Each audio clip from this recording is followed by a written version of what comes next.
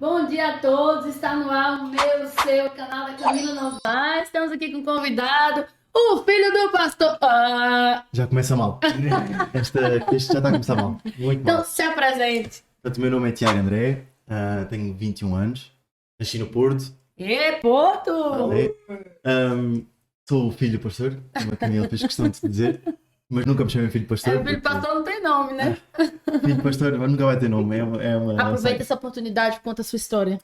Ok, então é Conta a assim. sua história, quem é o Tiago André, sem mais. Ok. Sem filho do pastor. Eu, Vamos eu arrumar diria, isso. eu diria que o Tiago André é alguém que deve lutar sempre contra toda a gente para ser quem é.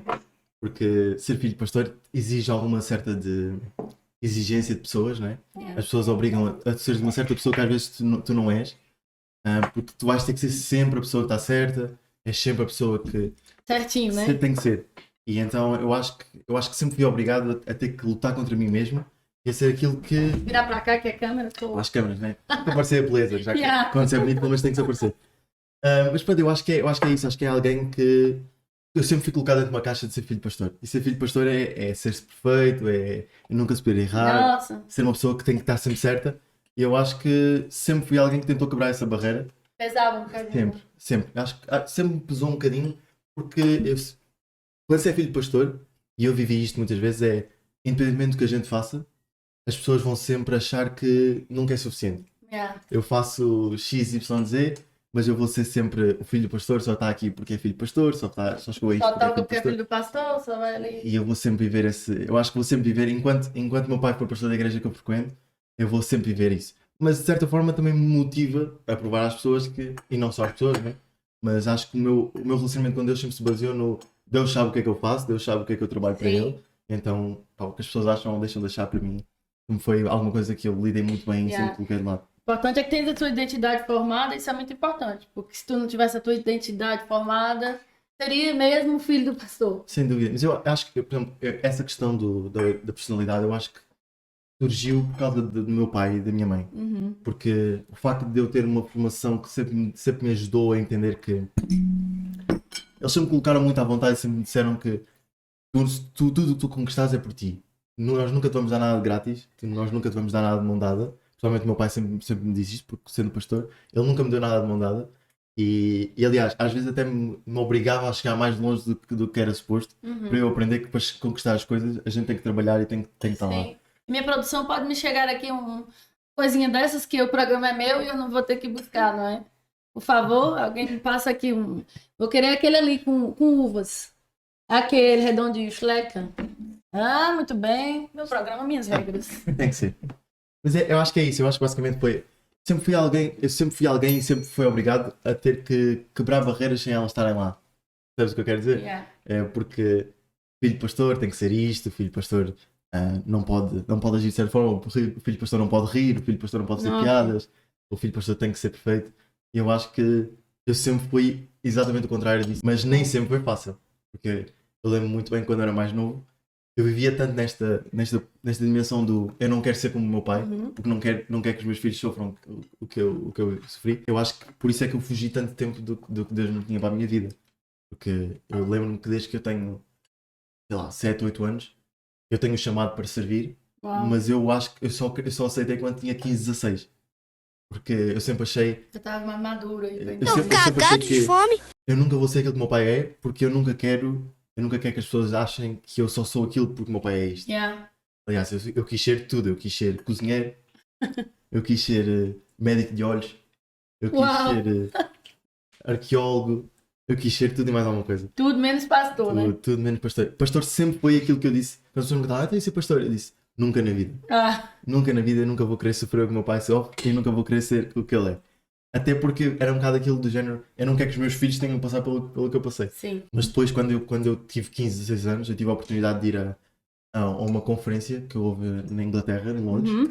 Eu E- também lembro disso. essa- Foram alguns Sim, jogos essa conferência foi um momento marcantes, marcante, talvez. sem dúvida, porque eu cheguei lá e Tá me pegando bem a câmera? Porque senão eu nem faço entrevista. a beleza da Camila tem que aparecer, senão pois. o brilho não vai estar lá. Aqui a beleza não é muito forte, portanto tem que ser daquele lado. Mas essa conferência, sem dúvida, foi um momento muito importante para mim, porque foi um momento que eu fui para lá para querer ter experiência e ter essa questão toda, E eu encontrei lá umas amigas minhas que eu já não as via para aí há 6, 7 anos. E é engraçado que a primeira coisa que ela me diz quando me encontra é que então e quando é que tu vais aceitar o pedido? Uau, assim. Primeira coisa que ela me diz. E eu fiquei assim, mas que pedido é que estás-te a referir? E ela, não me vais dizer que tu ainda não percebes que tens o chamado de Deus para a tua vida. Uau. E eu, e este momento foi um momento um bocado chocante para mim, porque eu não estava nada à espera, e foi um clique que deu na minha vida, do género, ok, a partir daqui eu tenho duas opções. Ou eu aceito e sigo aquilo, ou eu nego completamente e tenho que desistir completamente da ideia. Não tem como ser feliz longe do propósito de Deus, Thiago. Impossível. A partir daquele momento eu percebi logo que era impossível. E pronto, foi engraçado porque nessa conferência houve várias coisas que aconteceram. Uma delas, que foi uma das coisas mais engraçadas, foi que eu tinha um avião para voltar e o avião foi cancelado. Só que eu não tinha mais dinheiro para ficar lá. Dava um filme, Uma Aventura em Londres. Essa dá um livro, vou escrever um dia, Uma Aventura em Londres. Eu não tínhamos mais dinheiro, e então como eu não tinha dinheiro para morar lá, porque não tinha. Eu tinha sustento para os dias que ia lá ficar, mas como o voo foi cancelado, nós temos que ficar lá mais uma semana. Ih, Em Londres, que é super caro. Né? tivesse que lavar louça no restaurante. Super complicado. E então a gente teve a oportunidade de uns colegas nossos que nós tínhamos lá ofereceram-nos casa e nós ficámos lá a morar com eles e nós ficámos até domingo. E eu vou à igreja, lá, à Hillsong Londres, e quando eu lá chego, à porta estava aplicações para a Hillsong College. E eu olhei para aquilo e disse assim: e se eu fosse para a Hillsong College?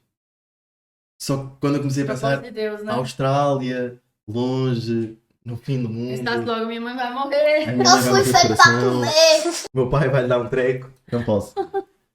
Mas como sempre na cabeça, e eu lembro-me que quando cheguei estava a mostrar tudo aos meus pais, da experiência que foi, não sei o quê, eu lembro-me de dizer aos meus pais, eu tomei uma decisão, eu quero seguir o caminho e quero seguir o meu propósito e quero servir a Deus o tempo Uau. inteiro. E eu lembro a primeira coisa que os meus pais me disseram é, isso para nós não é novidade. E quando eles me disseram isto eu percebi, ok, eu andei a lutar contra mim mesmo, mas toda a gente já tinha percebido o que eu não tinha percebido. Pronto, e depois o seguinte, eu inscrevi-me, recebi algumas informações, inscrevi-me na Hillsong College, tratei do visto, só que para quem não sabe, o visto para a Austrália é um dos vistos mais difíceis de se receber no mundo. Normalmente demorava 7 a 9 meses a receber, por causa do Covid e essas questões todas, e eu fiz a É por inscrição. cima, né? Com essa coisa Ainda do por cima com o Covid. Covid. Eu fiz a inscrição em novembro, outubro, novembro, só que supostamente eu ia viajar em janeiro. Ou seja, eu tinha 3 meses para receber o meu visto.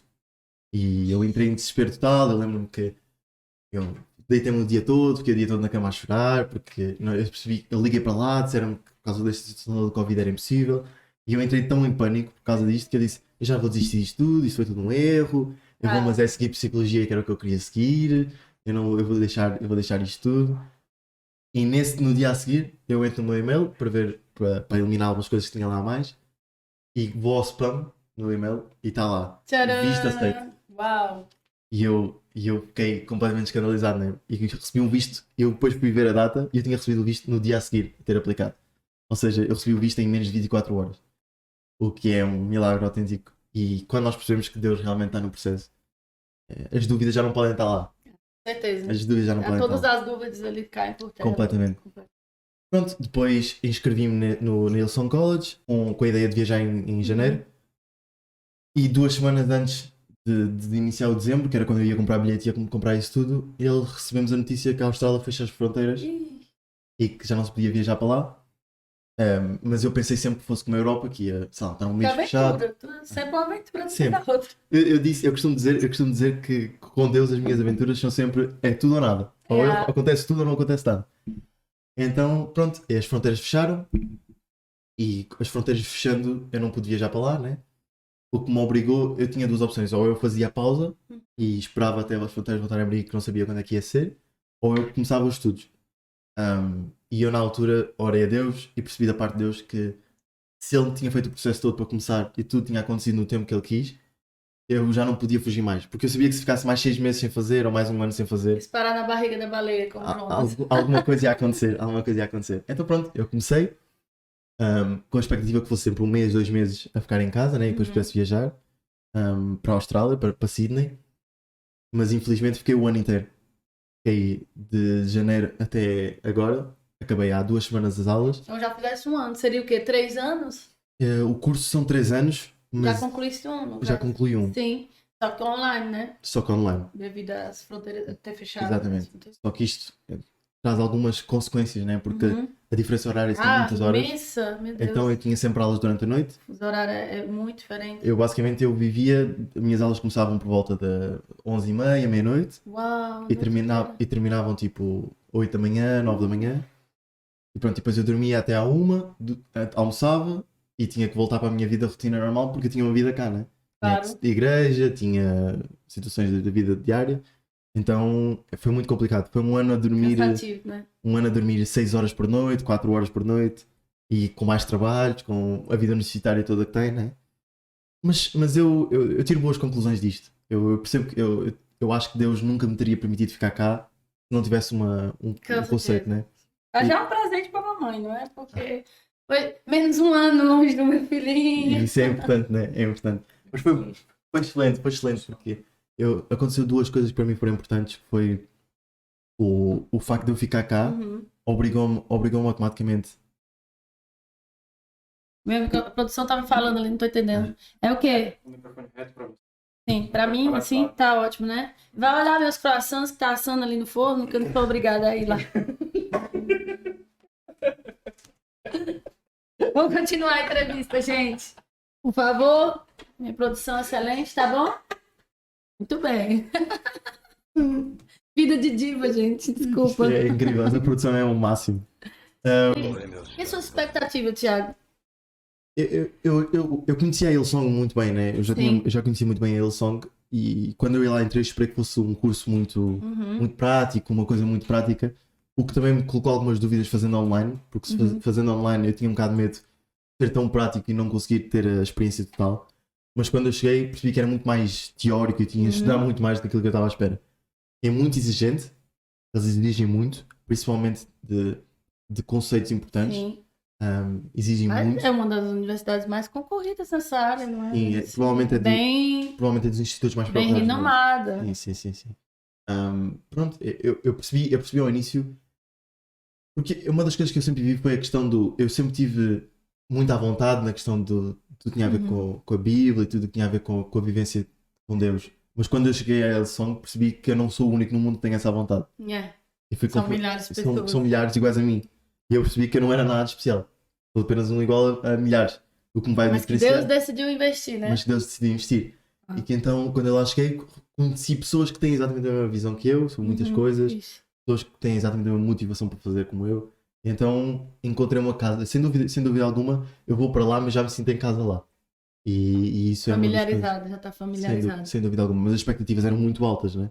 Até porque eu era o primeiro luxemburguês a entrar, luxemburguês vivendo cá, Sim. a entrar lá. Era a primeira pessoa, assim à minha volta, a primeira pessoa a entrar neste instituto. E sem dúvida, de toda a minha geração de pessoas que eu conheço de lá de Portugal e daqui de Luxemburgo, eu era a primeira pessoa a ir para este instituto, né? É um bocado abrir barreiras. Uma honra também, né? É muito. Principalmente porque muita gente não tem capacidade nem a vontade de ir morar tão longe, né? A Austrália é 27 horas daqui, né?